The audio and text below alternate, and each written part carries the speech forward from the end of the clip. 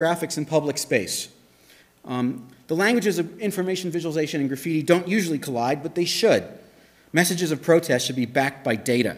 This is especially important in an era when people have such a weak grasp of numbers that matter. So this project is an adjustable pie chart stencil. Everything is laser cut from a single sheet of material, and the stencil can easily be reused for different messages. Here's another. Here's another. The locative potential of this is untapped. This can be used to create what I would call situated information visualizations, in which the visualization relates in a thought-provoking way to the architectural program of the location where it's deployed. A kind of information visualization graffiti. Here's another example. We've always been confronted by corporate messaging in cities. I don't think it's ever been quite so ugly. They've recently taken a particularly dehumanizing turn intended for reading by machines. There seems to be no place for everyday people to make their voices heard in this, amidst the white noise, literally, of QR codes.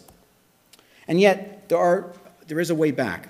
By contrast, I'm inspired by hobo codes. Do any of you know these? They're a kind of messaging system that were used about 100 years ago, but are still used today. They're a form of civic markup that guides vulnerable migrants. They say things like, talk religion, get food here. And they're still in use today. These on the right are from Canal Street. So they say things like, this place is good for a handout, or a police officer lives here. And they were used originally by hobos in the Great Depression and before, but like I mentioned, are still used today. Well, I developed some free software that makes it easy for everyday people to create their own QR code stencils, a fast way to make large and accurate images. My software uses simple computer vision techniques to automatically bridge the islands that make stencils so tricky to fabricate and design. Here's an example. The software is released with a set of 100 free QR hobo codes, a sort of set of urban markup tools for digital nomads. They have messages like buyer beware, free Wi-Fi, no changing table. And again, they allow for a kind of situated information visualization driven by civic concerns and conscience.